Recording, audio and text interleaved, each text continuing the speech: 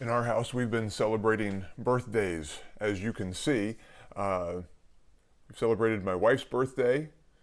My son's birthday is Sunday, and then my youngest son's birthday is in September. And for the first time ever, he's not going to be at home, he's going to be at college. So we celebrated all three of them this week, and we have enjoyed time together as a family. It's fun to celebrate people, isn't it? Actually celebrating people is part of what God has called us to do as a church. We're to celebrate each other. We're to love each other. The disciple has three relationships in this world. God has called us to love Him, to love each other, and to love the world, to take the message of the gospel to people in the world that need Him. And when we love people, it's easier to take that message to them, isn't it? I want to talk today about that second relationship, loving other Christians. That's a key element of the Christian life. In John chapter 13, verses 34 and 35, Jesus said, "A new commandment I give to you, that you love one another. As I have loved you, that you also love one another. By this, all will know that you are my disciples, if you have love for one another." Jesus said this was a new commandment. But loving each other wasn't a new commandment. That was part of the law of Moses. God had told people to love your neighbor as yourself. God has told us to love continually. So what does it mean when Jesus says, "A new commandment I give to you"?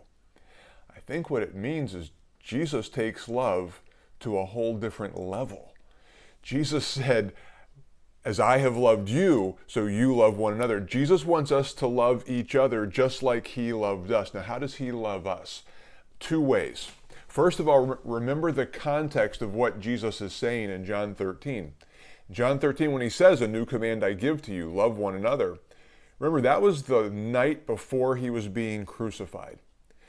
And in John chapter 13, while they were having that meal together, as He was instituting the Lord's Supper, the communion service, Jesus got up and acted like a servant. He washed His disciples' feet. He was serving them. Jesus said, "Love others like I love you. Serve the people around you." So love is seen in our service to people, when we take the role of a servant and care for them. Not worried about our rights, our attitudes. We simply care for the needs of others. Shortly after that night, hours after that night, Jesus was arrested and then He was crucified. He died for the world. He died for you and me. In his first letter, 1 John chapter 3, verse 16, John wrote this, 1 John 3:16. He said, "By this we know love, because He laid down His life for us, and we also ought to lay down our lives for the brethren."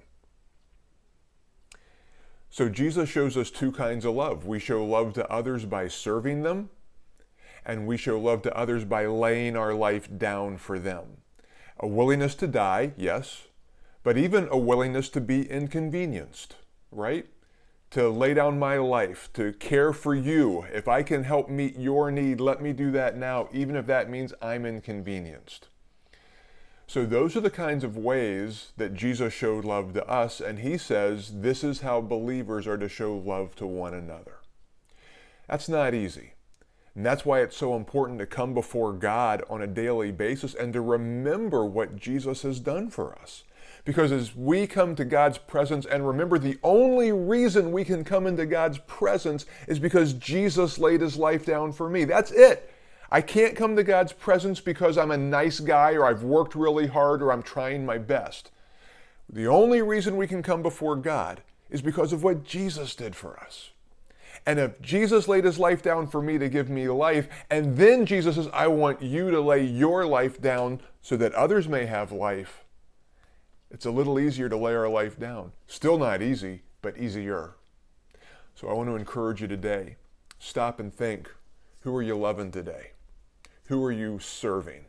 Who are you sacrificing for? Who are you willing to lay your life down for and serve today? Let's be an encouragement to each other. We're going through a hard time. We're going through this worldwide pandemic. This virus has got things shut down. Going into this fall, schools are still shut down. We're doing things so differently. It's frustrating. It's frustrating. So people are stressing out. And you know what's important when that happens? Two things. Number one, you got a God who's watching over you.